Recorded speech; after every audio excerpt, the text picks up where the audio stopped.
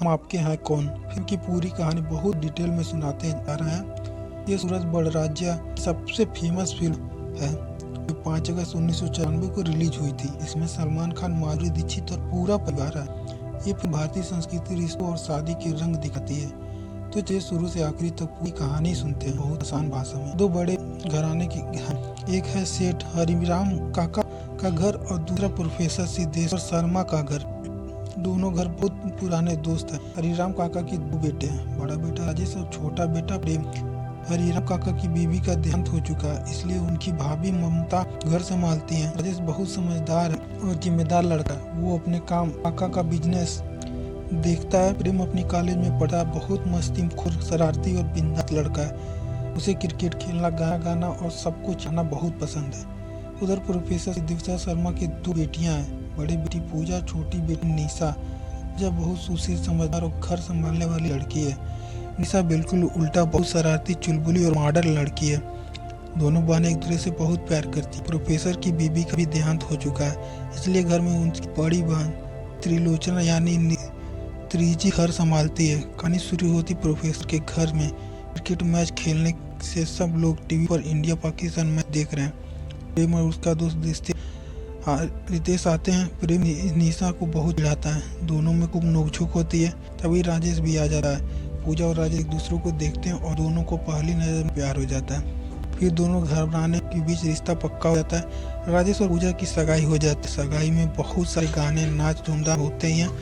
जो भी देखो नाच रहा है। प्रेम और निशा भी एक साथ डांस करते हैं, लेकिन अभी तक दोनों को प्यार नहीं हुआ, बस दोस्ती और रिहाना चल रहा है।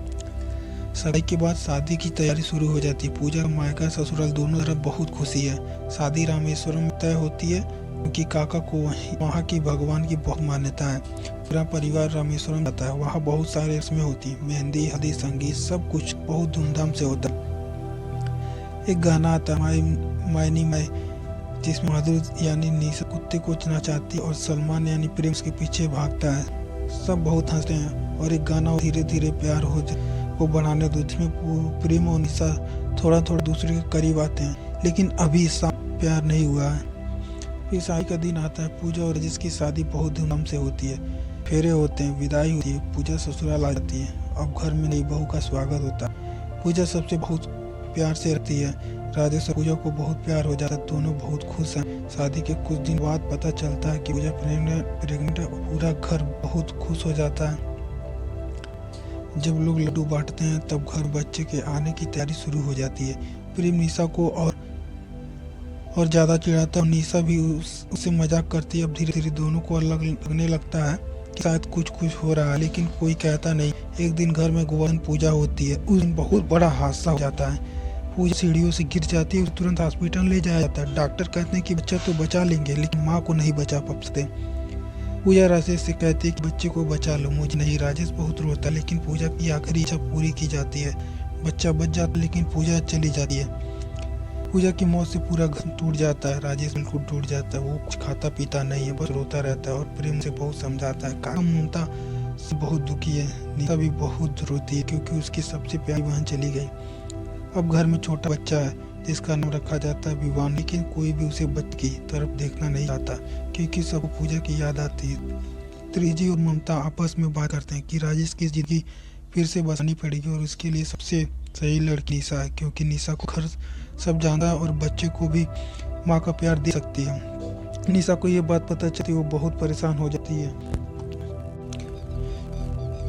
क्योंकि उसे अब प्रेम से प्यार हो चुका था। लेकिन वो सोचती है कि अगर भाई की खुशी के लिए कुर्बानी देनी पड़े तो वो देगी। प्रेम को भी ये बात पता चलती है कि निशा की शादी राजेश से होने वाली। प्रेम बहुत दुखी होता है। वो समझता है कि निशा उसे प्यार नहीं करती, इसलिए राजेश से शादी कर रही है। अब घर में फिर से शादी की तैयारी शुरू हो जाती है, लेकिन इस बार माहौल बहुत उदास है। निशा और प्रेम दोनों बहुत दुखी हैं, लेकिन कोई कुछ कहता नहीं।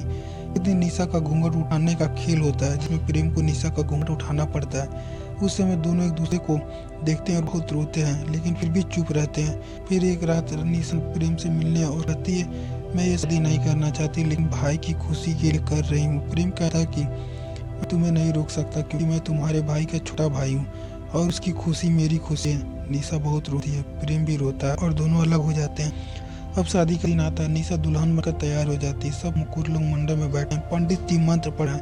तभी अचानक त्रिजी को एक चिट्ठी मिलती है जो पूजा ने अपने मौत से पहले लिखी थी। उस चिट्ठी में पूजा ने लिखा था कि अगर मेरे साथ कुछ हो जाए तो राजेश की शादी निशा से कर देना, क्योंकि निशा ही बच्चे को माँ का प्यार दे सकती है। लेकिन साथ में ये भी लिखा था कि अगर निशा का किसी और से प्यार हो तो उसे जबरदस्ती मत करना। त्रिजी ने चिट्ठी सबको पढ़कर सुनाती है। सब कुछ हैरान हो जाते हैं, सबकी नज़र निशा पर होती है। निशा रोते हुए कहती है कि मुझे प्रेम से प्यार है, मैं उससे शादी करना चाहती हूँ। राजेश मुस्कुराता है और कहता है कि मुझे पहले से पता था कि तुम दोनों दूसरे से प्यार करते हो, मैं सिर्फ तुम्हारी खुशी चाहता हूँ। फिर काका बोलते कि आज 2 शादियाँ होंगी, एक तो पहले से तय थी लेकिन अब असली जोड़ी मिल गई। राजेश निशा का हाथ पकड़कर प्रेम के साथ में रख देता है और कहता है कि ये ले, तेरी अमानत है, अब तू इसकी जिम्मेदारी ले। पूरा घर बहुत खुश हो जाता है। फिर बहुत धूमधाम से प्रेम और निशा की शादी होती है। सारे गाने फिर से बजते हैं, दीदी तेरा देराना, प्यार का दामन, साथ निभाना, सब नाचते गाते हैं।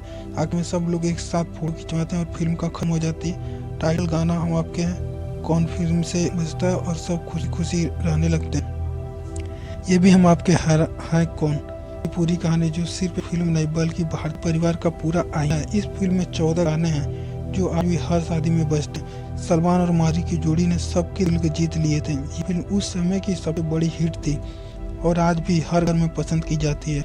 अगर आपको ये कहानी सुनकर अच्छा लगे तो वीडियो को एक लाइक शेयर कर देना और चैनल को सब्सक्राइब कर देना। मिलते हैं अगली वीडियो में, तब तक के लिए जय हिंद।